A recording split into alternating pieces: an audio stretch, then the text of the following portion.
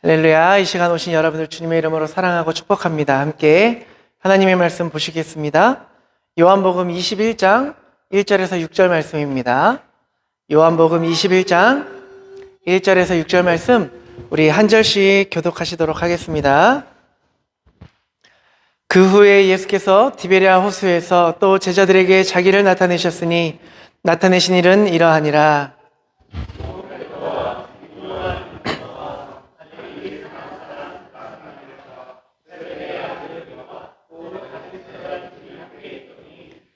시몬 베드로가 나는 물고기 잡으러 가노라 하니 그들이 우리도 함께 가겠다 하고 나가서 배에 올랐으나 그날 밤에 아무것도 잡지 못하였더니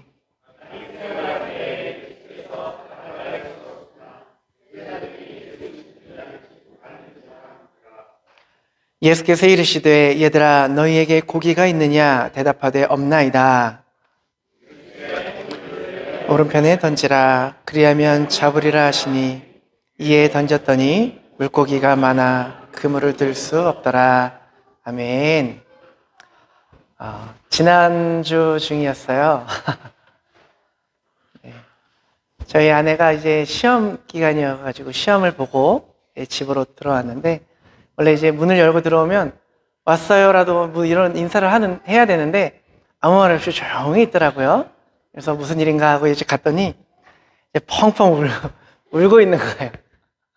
막 울면서 왔는지 이제 막 코는 빨개져 있고 막 눈물은 막 흘러져 내려 있고 일단은 이제 잘했다 수고했다 안아주고 올라가자 해서 다 이제 옷을 이제 외투 벗고 가방 내려놓고 다 방으로 올라갔어요. 근데 아내가 이제 울면서 하는 말이 내가 잠도 못 자면서 밤새 일주일 동안을 이것 때문에 이거 하나 바라보고 공부했는데 이건 내가 할 수 있는 게 아닌가 봐.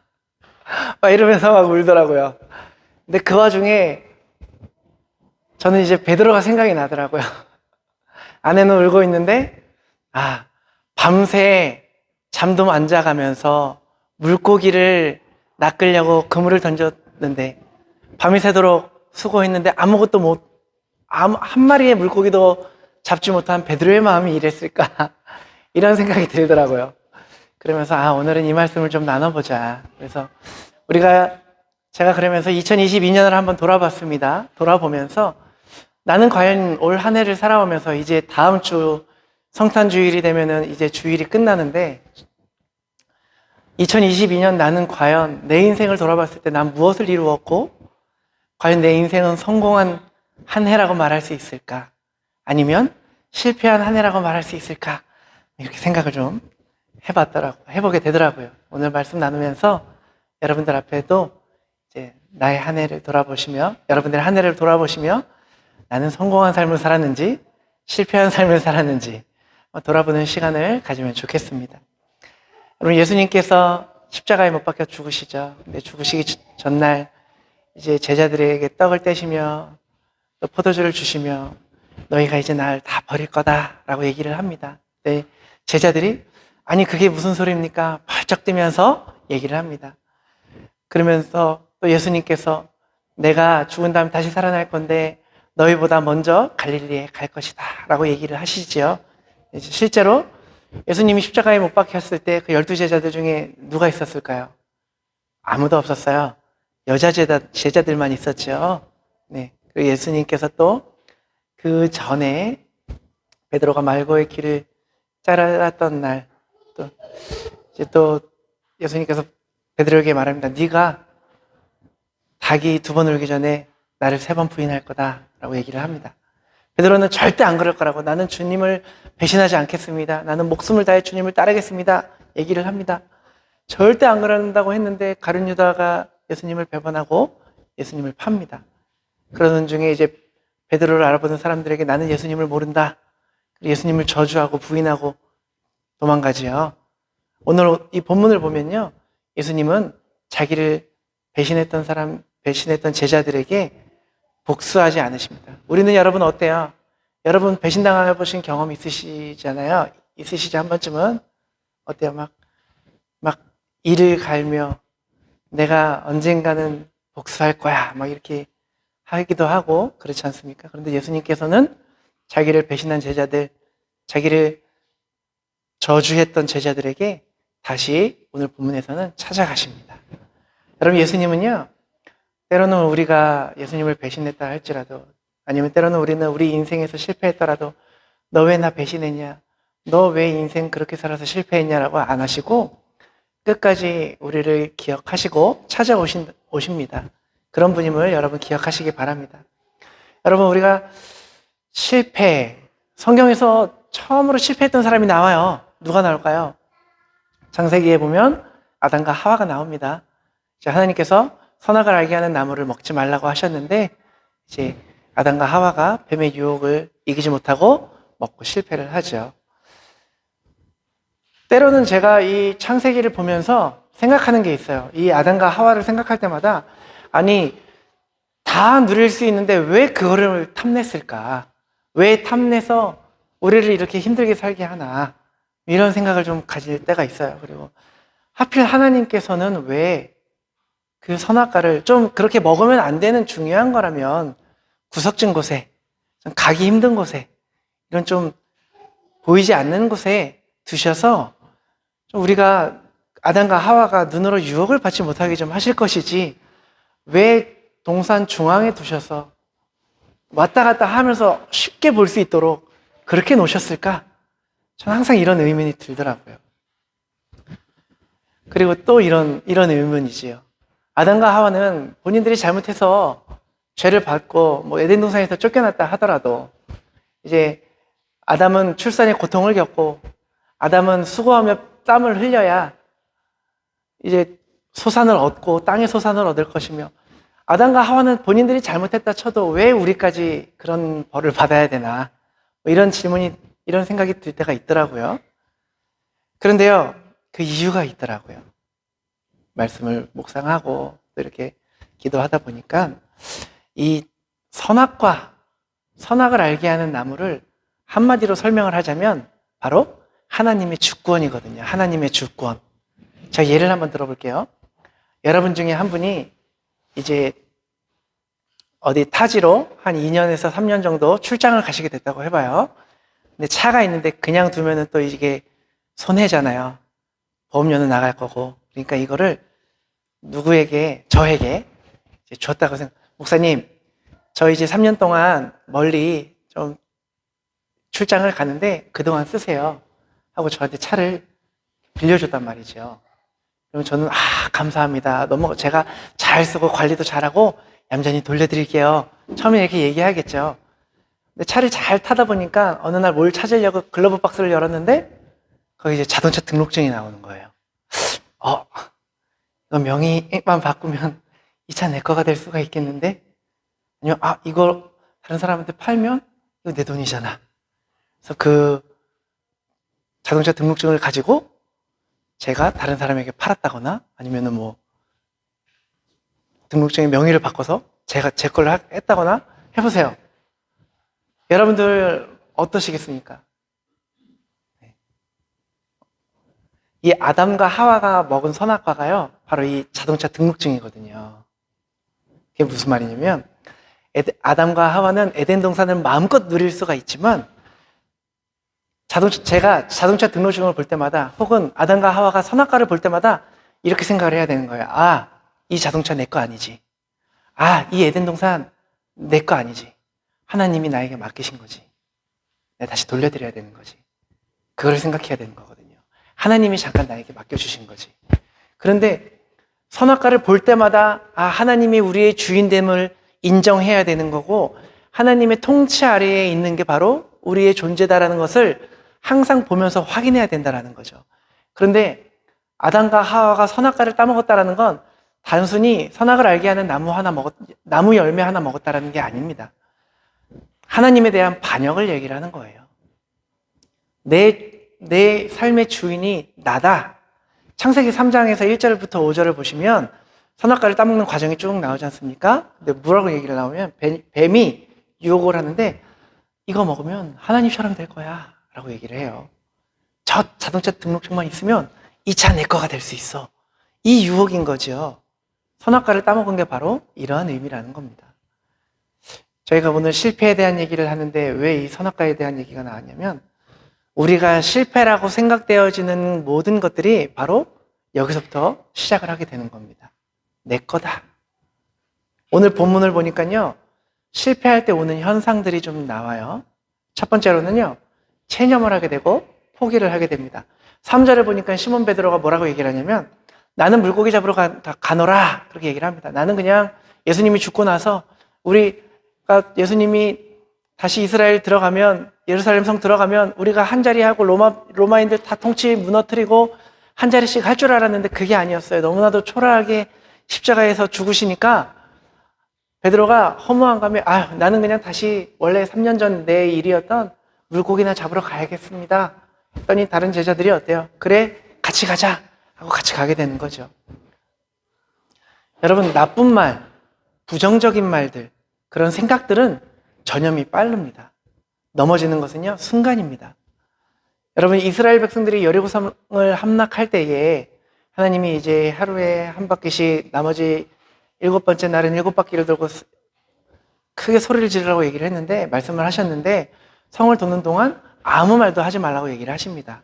그 이유가 뭐냐면요, 성을 돌다 보면요, 몇몇은 이런 생각을 할 거란 말이죠. 야, 우리가 왜 바보같이 이런 행동을 해야 돼? 진짜 우리 지금 뭐 하는 거야? 이런 생각을 할 때가 있겠죠. 이런 생각을 하면서 불평을 늘어놓을 때가 있겠죠. 하나님께서는 아셨던 거예요.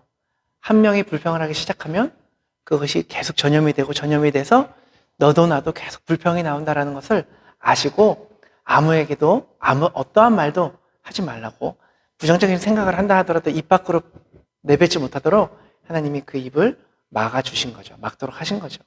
그런 부정적인 영향이 쉽게 전염된다는 걸 아셨던 거죠. 여러분, 우리가 교회에서 사역을 할 때나 아니면 여러분들의 가정에서나 일터에서나 생활을 하시다 보면 불평이 나올 때가 있어요. 이거 왜 이렇게 해야 돼? 저걸 왜 저렇게 해? 그럴 때가 있습니다.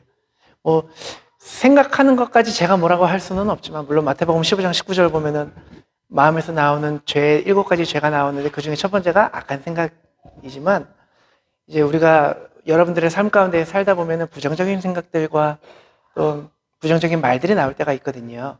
그런 것들을 아무리 얘기한다 하더라도, 입 밖으로 꺼낸다 하더라도 상황이 바뀌거나 기분이 풀리지는 않더라고요.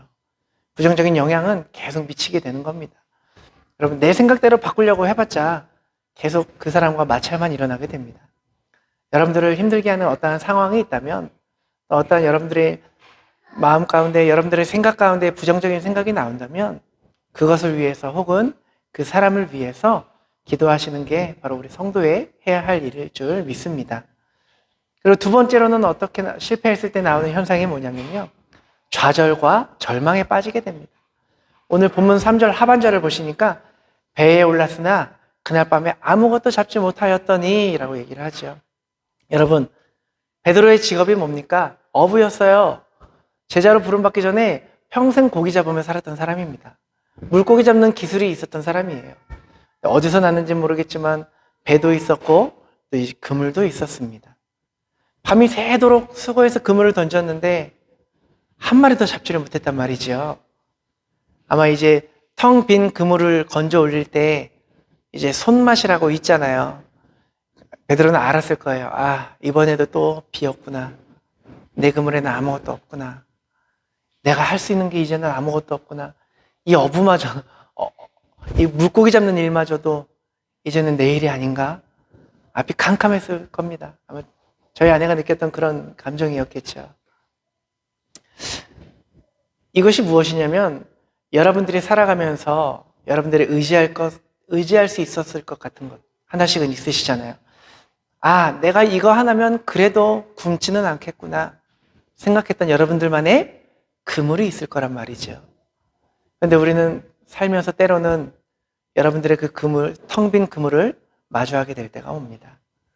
내가 평생 이거 하나만 바라보고 이거 하나만 하고 살았는데 더 이상 이게 나에게 아무런 힘이 되지 않을 때, 내가 믿고 살아왔던 것들이 더 이상 믿을 수가 없어졌을 때, 그때 이제 마지막 신앙의 단계가 오게 되는 겁니다. 오늘 본문 6절을 보니까요, 예수님께서 제자들에게 이렇게 말씀을 하세요. 그물을 배 오른편에 던져라. 그리하면 잡으리라. 이렇게 말씀을 하십니다. 예수님께서는 고기잡이의 실패에서 낮아진 마음을 가지고 있는 베드로에게 찾아오십니다. 만약에 베드로가 고기잡이에 성공했다면 예수님 거기까지 더 가까이 오지 마세요. Leave me alone. 그냥 두세요 저를. 제가 알아서 살게요. 라고 얘기했겠죠. 근데 베드로의 그 배와 그물, 베드로가 가진 능력으로 살기 바빠가지고 예수님의 말씀이 들리지 않았을 겁니다. 그런데 베드로는 고기잡이에 실패했고 어쩌면 본인의 삶에 위협을 받았을지도 모르는 그러한 간절한 마음으로 예수님의 말씀을 듣고 순종합니다. 여러분, 예수님은 목수였지 않습니까? 물고기 잡는데 어부가 목수의 말을 듣는다. 이게 일반적인 생각으로 할 수 있는 생각은 아니지 않습니까? 그런데 베드로는 그 말을 들을 수 있는 마음의 단계가 왔었던 거고요. 그리고 그 말씀에 순종할 때에 놀라운 일을 체험하게 되는 겁니다. 여러분, 예수님께서는요, 베드로에게 배신하고 도망간 베드로에게 찾아와서 너 왜 도망가니? 너 왜 나 배신했니? 배신 안 한다며? 너 아무리 그래도 나를 저주할 필요까지 있었니? 이렇게 뭐 따지거나 그랬던 것이 아니라 그냥 지치고 밤새 그렇게 피곤 속에 있었던 그 제자들을 위해서 예수님께서는 친히 조반을 준비하십니다. 그리고 제자들을 그 자리에 불러주시고 그리고 음식을 나누며 예수님의 사랑을 회복시켜 주십니다. 여러분, 베드로가 예수님을 배신하고 저주할 때 이제 숯불 앞에서 불을 쬐고 있다 그랬는데 예수님은 이제 베드로를 부르셨던 그때와 똑같은 상황으로 만들어서 똑같이 세팅을 합니다. 숯불을 피워놓고 베드로에게 물어보시는 겁니다. 요한의 아들 시몬아, 너가 나를 사랑하느냐? 이렇게 물어보시는 거죠. 과거의 베드로라면 어땠을까요? 자신 있게, 네, 제가 예수님 사랑합니다. 저는 예수님 배신하지 않을 겁니다. 자신 있게, 사람들이 다 배신하고 버릴지라도 나는 그렇게 안 하겠습니다. 자신 있게 얘기했겠죠. 그런데 지금의 베드로의 모습은 어떻습니까? 자신감이 결여되어 있는 아무것도 하지 못했던 그런 베드로에게 다시 한번 너가 나를 사랑하느냐? 이 사람들보다 나를 사랑하느냐? 물어보십니다. 베드로는 주님, 그렇습니다. 내가 주님 사랑하는 줄 주님께서 아시나이다. 이제는 내가 주님을 사랑한다는 게 나의 자신으로 하는 것이 아니라는 거죠. 다시 예수님께서 두 번째 물어보십니다. 요한의 아들 시몬아, 네가 나를 사랑하느냐? 주님, 그렇습니다. 내가 주님을 사랑하는 줄 주님께서 아십니다. 또 마지막으로 세 번째 다시 물어보십니다. 요한의 아들 시몬아, 너가 나를 사랑하느냐? 다시 베드로는 주님, 그렇습니다. 내가 주님을 사랑하는 줄 주님께서 아십니다. 라고 얘기를 합니다. 세 번이나 부인하고 저주했던 베드로에게 다시 한번 세 번 물어보십니다. 여러분, 성경에서 두 번 반복되는 것은, 두 번 반복되는 건 강조라고 했죠.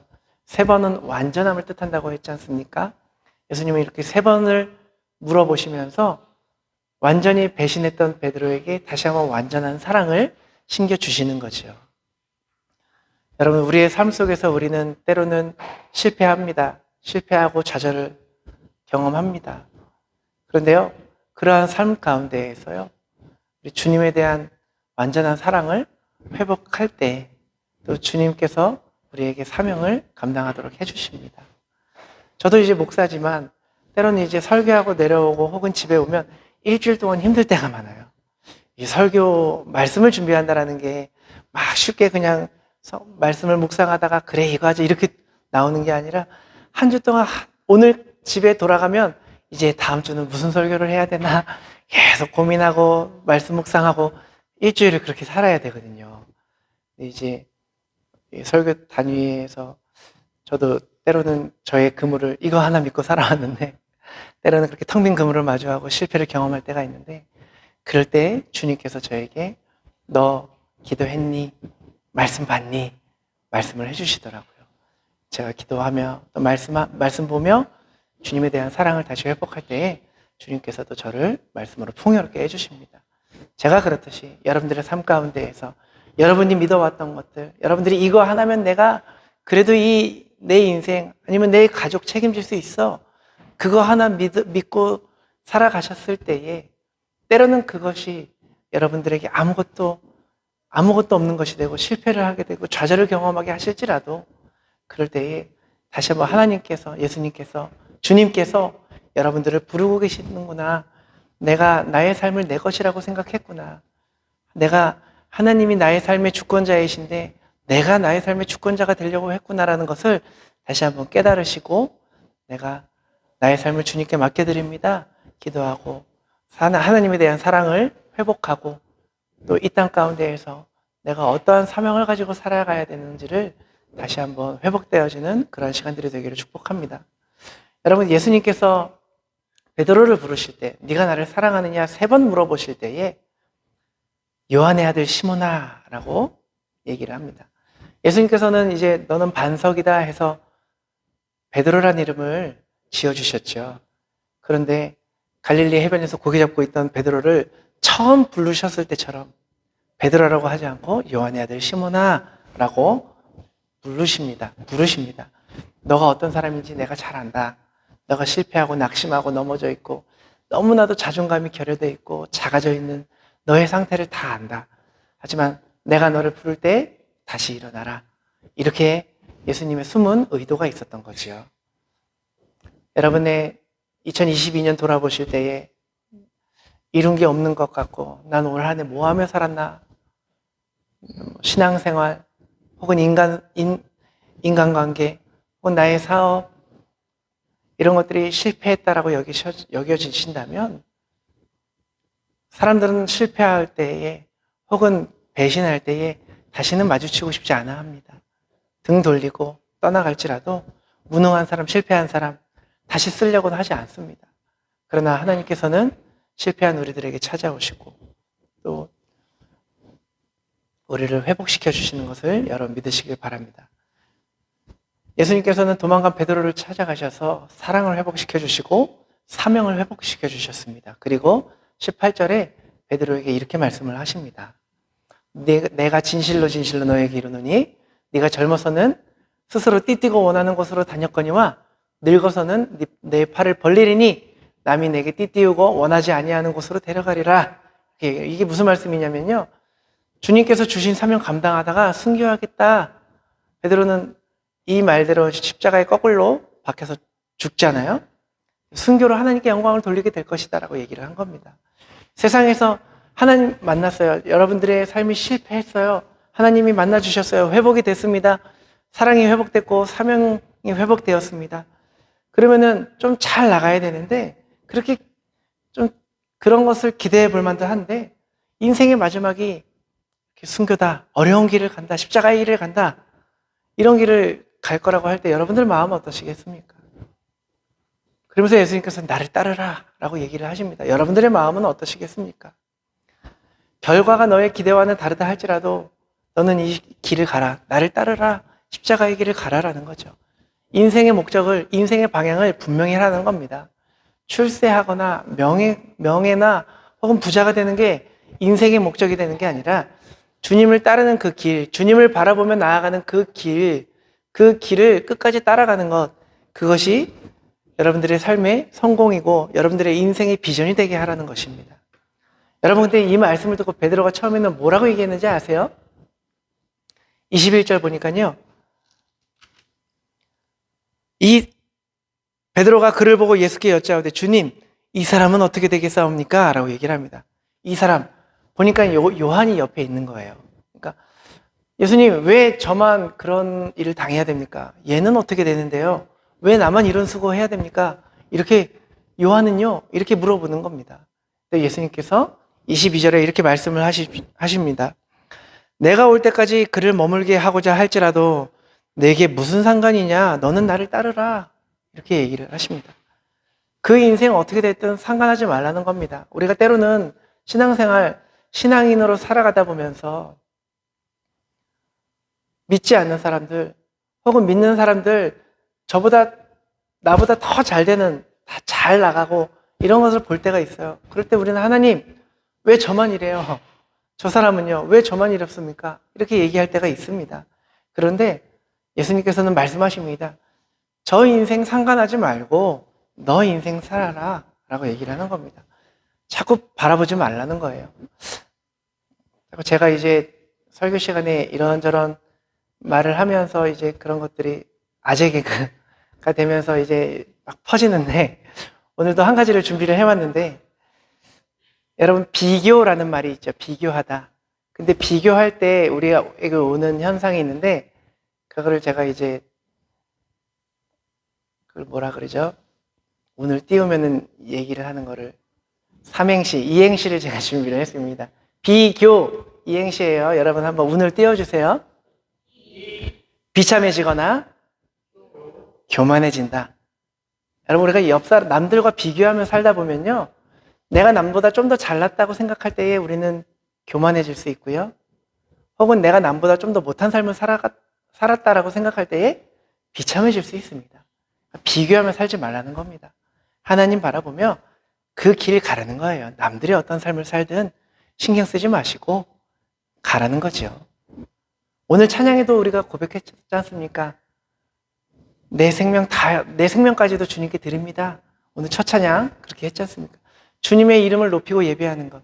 내 평생 그 하나로 충분해요. 우리가 고백했지 않습니까?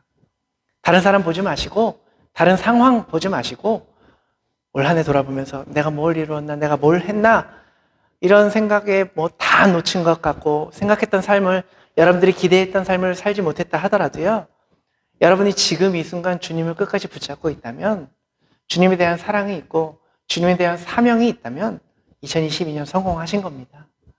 인생의 성공이란요, 고난길일지라도 끝까지 주님을 붙잡는 삶을 성공이라고 얘기를 합니다.